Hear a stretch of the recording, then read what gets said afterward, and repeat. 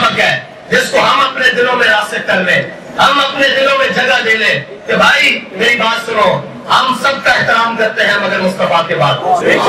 وکیل بعد میں ہے, مولوی بعد میں ہے, پیر بعد میں ہے, شیخ بعد میں ہے, حافظ بعد میں ہے, قاری بعد میں ہے, جج بعد میں ہے, جرنیل بعد میں ہے, سیاستدان بعد میں ہے, لیکن حضور کے غلام پہلے, جن کو ذاتیات کی بڑی فکر ہے, جن کو سارے معاملات کی بڑی فکر ہے, لیکن جب حضور کی بات آئے تو یہ گنگے شیطان بن جاتے ہیں. لیکن یاد رکھنا یہ امت اب چپ نہیں بیٹھے گی. اس امت کے پاس بڑا زبردست بیانیہ ہے, وہ 1-2 عربی بیانیہ ہے, وہ بچے سے لے کر اوپر تک کے گستاخ رسول کی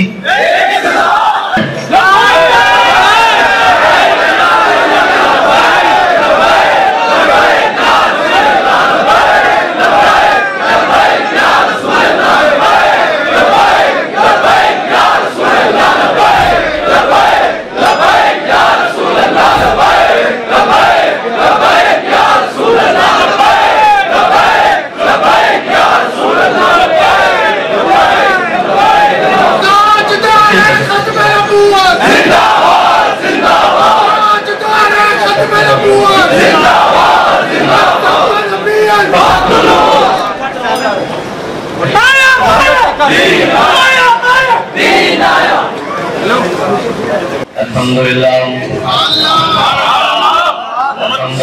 نحمده ونستعینه ونستغفره ونعوذ باللہ من شرور انفسنا ومن سیئات اعمالنا من يهده الله فلا مضل له ومن يضلل فلا هادي له ونشهد ان لا اله الا الله وحده لا شريك له ونشهد أن سيدنا ونبينا وحبيبنا ومولانا محمدا عبده ورسوله. أما بعد فأعوذ بالله من الشيطان الرجيم. بسم الله الرحمن الرحيم. قال الله تبارك وتعالى في القرآن المجيد: إن الذين يحادون الله ورسوله أولئك في الأذلين كتب الله لأغلبن أنا ورسلي إن الله قوي عزيز. صدق الله العظيم وصدق رسوله النبي الكريم الأمين. إن الله وملائكته يصلون على النبي يا أيها الذين آمنوا صلوا عليه وسلموا تسليما. الصلاة والسلام وعلى آلك وأصحابك يا سيدي يا حبيب الله. الصلاة والسلام عليك يا سيدي يا رسول الله وعلى آلك وأصحابك يا سيدي يا خاتم النبيين. بندہ پروردگارم امت احمد نبی دوستگار چار یارم کعبہ اولاد علی مذہب حنفی دارم ملت حضرت خلیل خاک پائے موت اعظم زیر سایہ کرملیگ صدیق اکس حسن کمال محمد فاروق ذل جاہ جلال محمد عثمان زیادہ شمع جمال محمد حیدر بہار باغ خصال محمد صلی اللہ علیہ وسلم. مذہبان اقبال قلندر لاہوری درویش لاہوری روح بھی تو قلم بھی تو تیرا وجود الکتاب گنبد آقین رنگ تیرے محیط میں ہوا عالم آباد میں تیرے ظہور سے فرو رضا ریب کو دیا تو نے طلوع آفتاب شوکت سنجر و سلیم تیرے جلال کی نمود فقر جنید و بایزید تیرا جمال بے نقاب اور تیری نگاہ ناز سے بولو مراد پا گئے عقل غیاب و جستجو عشق حضور و اضطراب اور شوق تیرا اگر نہ ہو میری نماز کا امام میرا قیام بھی حجاب میرا سجود بھی حجاب مرد خدا کا عمل عشق سے صاحب کرو عشق ہے اصل حیات موت ہے اس پر حرام تم دو سبک سیر ہے گرچہ زمانے کی رو عشق خود ایک سیل ہے اور سیل کو لیتا ہے تھام عشق کی تکوین میں اثر رواں کے سوا اور بھی زمانے ہیں جن کا نہیں کوئی نام عشق دم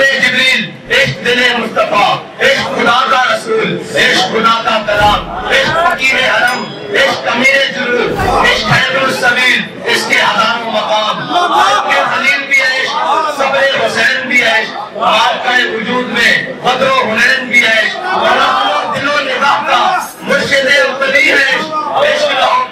بھی بدھ کا گئے تصورات. محترم ارباب مدانش خصوصاً لاہور بعد کے صدر راؤ سمی صاحب اور ان کے تمام احباب، مسئلہ یہ ہے کہ تمام کا نام لیں تو وقت کے دامن میں اتنی گنجائش نہیں ہے. ہم سب وکیل بعد میں ہے، مولوی بعد میں ہے، پیر بعد میں ہے، شیخ بعد میں ہے، حافظ بعد میں ہے، قاری بعد میں ہے، جج بعد میں ہے، جرنیل بعد میں ہے، سیاستدان بعد میں ہے، لیکن حضور کے غلام پہلے.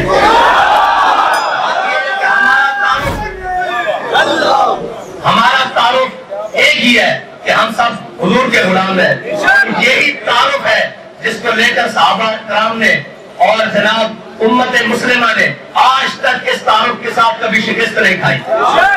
اگر یہ تعارف شکست کا باعث ہوتا تو 1929 سے لے کر آج تک میاں صاحب بھرا پڑا ہے قبروں سے، لیکن جس کی قبر زندہ ہے اس کا تعارف یہی ہے کہ وہ غازی المفتی ہے. اس کی غلامی سے اگر کسی کا تعارف زندہ رہ سکتا ہے قیامت تک تو وہ حضور کی غلامی سے رہ سکتا ہے.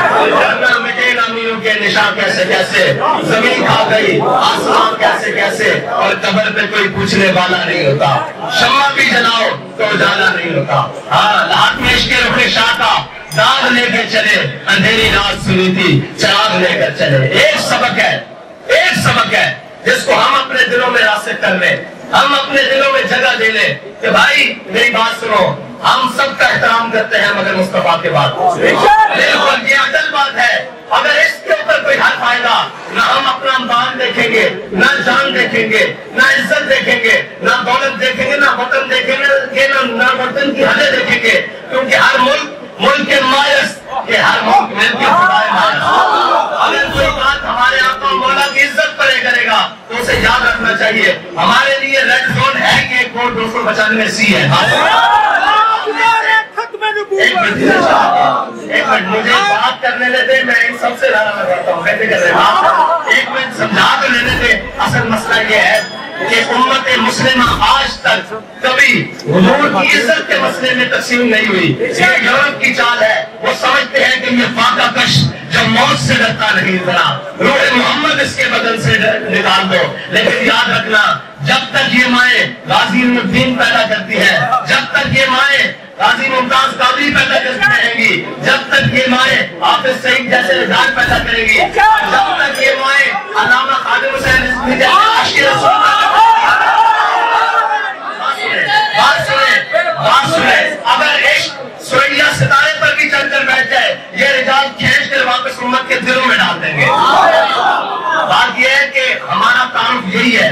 اور وہ مودی اور اس کے ہمنوا حضور کی شان کے بارے میں بات کرتے ہیں تو یاد رکھنا، مسلمان ہر چیز پر سوداگری کر سکتے ہیں، ہر چیز پر بات چیت کر سکتے ہیں، ہر چیز پر بیٹھ کر بات سمجھ سکتے ہیں، لیکن جب ان کے نبی کی عزت کے بارے میں بات ہونا تو پھر وہ 313 ہو کر آزاد کو نبھا کر رکھتے ہیں.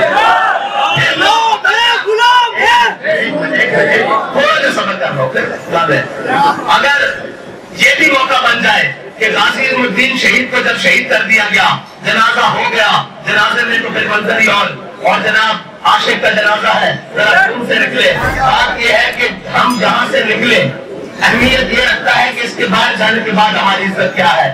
زندگی کی اہمیت یہ ہے کہ جب دنیا سے بندہ جا رہا ہو تو کہنے والا جائے کہ یہ مومن جا رہا ہے. یہی زندگی کی آخری سانس کا مطلب ہی یہی ہے، ورنہ زندگی کا مقصد کوئی نہیں. غازی الدین جب دنیا سے چلے گئے تو 1 سال بعد ہندوؤں نے پھر وہ جناب اس کا پروگرام کیا، وہ گندی کتاب لہرائی. ہندو نے اسٹیج پر چڑھ کر کہ مسلموں تم کیا سمجھتے ہو کہ تم نے راجپال کو مار دیا ہے، اب یہ کتاب نہیں چھاپیں گے تو ہم یہ چھاپیں گے دوبارہ. تو ایک سیدھا سارا مسلمان، نہ حافظ، نہ قاری، نہ مولوی، نہ پیر، نہ برسٹر، وکیل، کوئی بھی نہیں، اس کا کوئی بھی تعلق نہیں. ایک سیدھا سادہ مسلمان اٹھا اور کھڑا ہو کر اس نے ہندو کے سامنے ایسے پکڑ لیا. علامہ اقبال کہتا ہے قوت سلطان و امین ازدار. ہمیشہ یاد رکھنا، جب قوت انسان کے اندر آتی ہے نا تو وہ لا الہ کی برکت سے آتی ہے، اور لا الہ یہاں سے پڑا اور زبان کا نہیں. خرد نے کہہ بھی دیا لا الہ تو کیا حاصل، دلوں نے کہا مسلمان نہیں تو کچھ بھی نہیں. آج 57 ممالک کے مسلمان، کوئی ایک بھی صلاح الدین ایوبی کا جانشین ہوتا، کوئی ایک بھی محمد بن قاسم کا جانشین ہوتا تو یہ ہندو، یہ فرانس، ان کی ضرورت کی ہمارے آقا کے بارے میں بات کرتے. یہ کہتے بھائی ہم نے یہ شاہین حضرت یہ خالد یہ غوری یہ ٹینک یہ درار یہ سارا کچھ رکھا ہی حضور کے نام پر ہے. ہم نے شبرات کے لیے رکھے ہوئے ہیں. وہ ٹینک کیا کرے جس کو ٹاکیاں مار مار کے خود تھک گئے ہیں, وہ کس دن کام آئے گا حضور کی عزت پر پہرا نہیں دینا. اچھا تمہاری عزت کی بات آئے, لال ناشدی ہو, کسی کی عزت کی بات آئے, اس کے اوپر پرچے بھی کٹ جائے, کسی اور کی عزت کی بات آئے, میں سخت بات کرنے دے رہا ہوں اس لیے کہ حضور کی عزت سے بڑھ کر کسی کی عزت میں ڈر کے کرتا ہوں. ہم تو جب امام بھی پکارا سردار بھی میں کہاں پہنچا تیری دین کی لگن میں.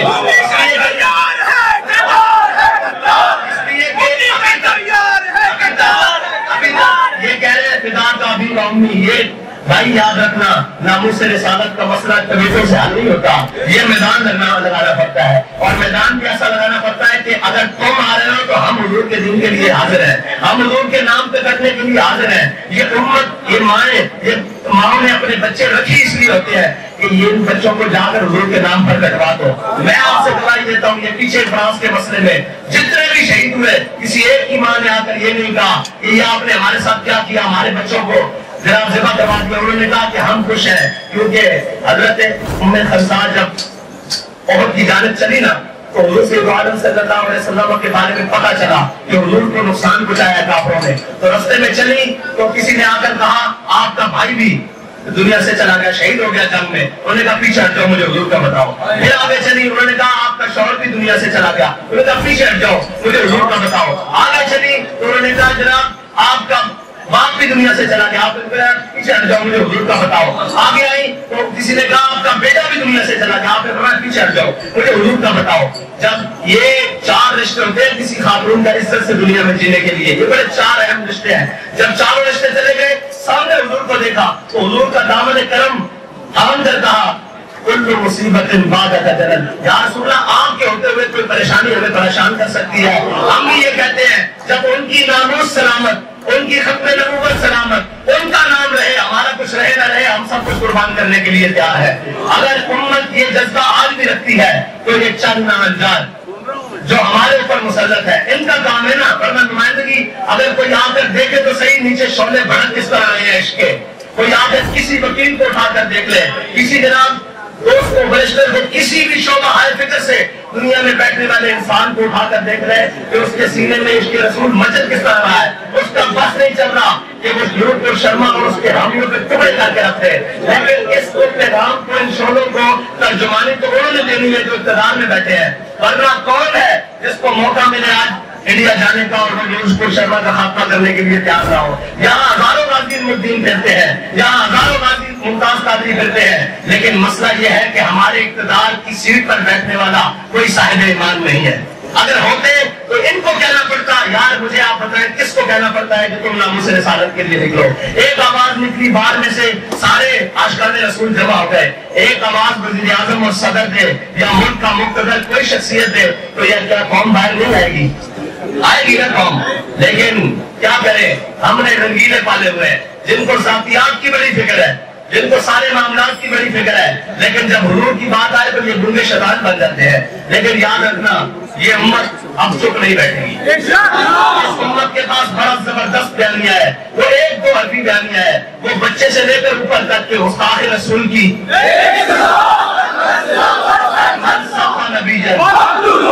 یہ بیانیہ ہے. اگر کوئی کسی کو آج تک گستاخ رسول کا مسئلہ نہیں سمجھ آیا نا تو ہم اس کو سمجھانے کے لیے تیار ہیں. گستاخ رسول کا مسئلہ کائنات کا سب سے جداگانہ مسئلہ ہے.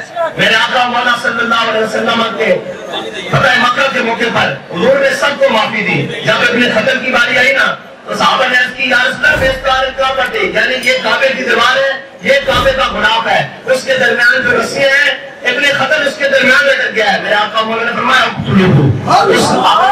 رسول کعبے کی دیوار اور کعبے کے غلاف کے درمیان بھی آ جائے نا تو اس کو پناہ نہیں ملتی. اس کی ایک ہی سزا ہے کہ اس کو بڑی معصر جہنم کر دیا جائے, بس یہی بات ہے. اور دوسری یاسین ملک صاحب, تو میں نے بڑے بغام دور کہا کہ یاسین ملک صاحب کو سزا دی ہے انڈین کورٹ نے, انڈین جناب جو بھی ہے فورس کا نظام اس نے سزا دی ہے. ہمارے ملک میں